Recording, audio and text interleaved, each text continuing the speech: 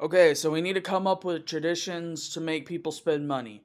Also, some of them have religious undertone. Well, supposed to be fully toned with like religious tradition, but we're gonna make it all capitalism. Okay, number one, we're gonna have a fat guy, white fat guy, really fat, and he breaks into people's houses in the middle of the night.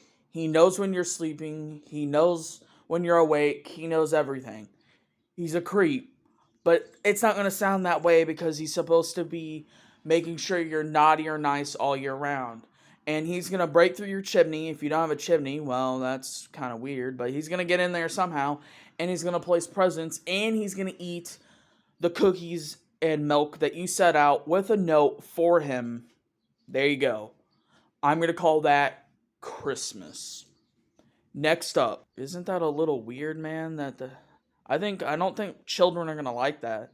Or adults, they're going to be like, I don't want my kid thinking some fat old guy is going to break into my house and maybe kill us. Like I said, he's not going to kill them because he's a nice, jolly fat man that doesn't hurt people. The most he hurts people is he gives you cool if you're naughty. Anyway, moving on. There's going to be a holiday where kids get to search for eggs. Easter eggs. That's the name of the holiday, Easter. We're going to have a man bunny, the Easter bunny, a man that doesn't really have a mascot. Santa, there's going to be people dressing up in malls and in commercials and all types of stuff, movies. But the Easter bunny really doesn't have a mascot. But he's a man bunny, okay? We know that. And you hide eggs, and yeah, you let kids find them, or you let kids paint the eggs, and you give them lots of candy, usually, and that's it. Next up, creepy, weird. It's in October. People dress up as their favorite superheroes or favorite characters from a TV show or a favorite video game character, whatever that means, because I don't know what video games are, because this is a long time ago.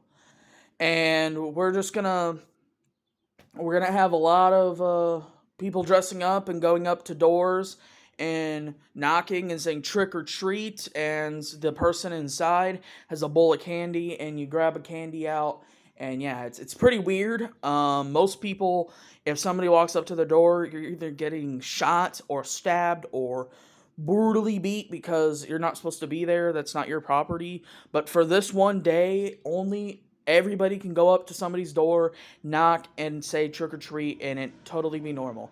Also, adults, it's totally normal for adults to give candy to children, and hopefully, in the future, they don't ruin that.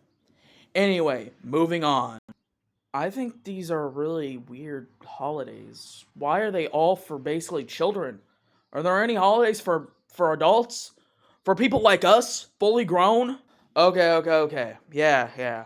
It's not really like a huge holiday. It's just a holiday for lovers. I call it Valentine's Day.